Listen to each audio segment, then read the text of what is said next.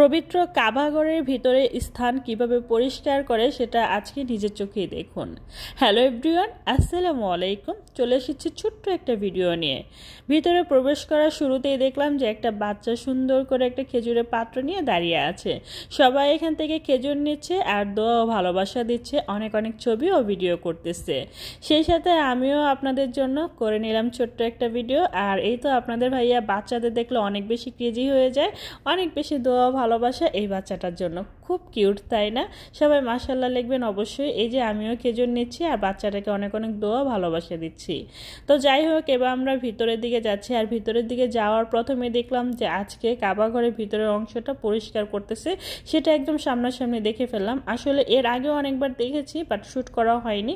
তবে আজকে যেহেতু দাঁড়িয়ে আছি, তো সবাই ভিডিও করতেছে, সেই সাথে আমিও ভিডিও করে নিলাম। দেখুন কত সুন্দর করে কাবা ঘরের ভিতরে অংশগুলো পরিষ্কার করে, দেখে যেন একদম মন জুড়ায়া যায়, তাই না? অনেক সুন্দর করে পরিষ্কার করতেছে। আর এই জায়গা পরিষ্কার করতেও না ভাগ্য লাগে। সবার কিন্তু এই ভাগ্য হয় না যে এই জায়গাটা পরিষ্কার করবে। আল্লাহর ঘর পরিষ্কার করার ভাগ্য আল্লাহ সবাইকে দেখ, সেই দোয়াই করি।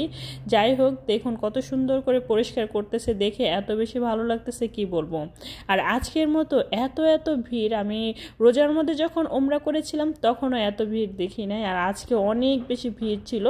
আজকে শনিবার ছিল, আর শনিবার দিন নাকি আমাদের প্রিয় নবী হযরত মুহাম্মদ সাল্লাল্লাহু আলাইহি ওয়াসাল্লাম উমরা করতেন, সেই জন্য নাকি শনিবারে অনেক অনেক ভিড় থাকে। আমি ব্যাপারটা জানি না, অনেকের কাছে শুনেছি, তার জন্য আপনাদের সাথে শেয়ার করলাম। তো এই যে আমরা এখন সাফা মারোয়ার পাহাড়ের দিকে আছি, তো এদিকেও দেখলাম যে পরিষ্কার করতেছে। আর এই তো আমাদের সুন্দর করে সাইড দিচ্ছে যাওয়ার জন্য, আর এদিক দিয়ে সুন্দর করে ফিতা দিয়ে আটকে রাখছে যাতে ওইখানে না যায়, কারণ এখন এই জায়গাটা ভিজা আছে, যদি পাড়া দেয় তাহলে নষ্ট হয়ে যাবে।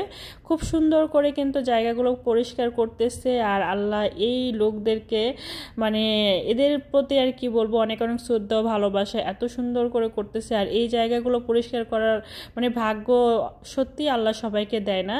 তো যাই হোক, দেখতেই পাচ্ছেন আপনারা এই যে কাবা ঘরের ভিতরের অংশগুলো কিভাবে পরিষ্কার করতেছে। আপনাদের কাছে কেমন লাগতেছে সেটা অবশ্যই কমেন্ট করে জানাবেন। আর ভালো লাগলে লাইক কমেন্ট কিন্তু শেয়ার করতে ভুলবেন না।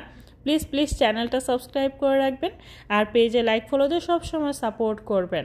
আর দেখুন কত কত মানুষ, আজকে অনেক মানুষ ছিল যে সেটা হয়তো আপনারা নিজ চোখে দেখেই বুঝতে পারতেছেন। আলহামদুলিল্লাহ, এই যে কাবা ঘরের ভিতরের দিকে আমরা রওনা দিয়েছি, ভিতরে ঢুকতেছি।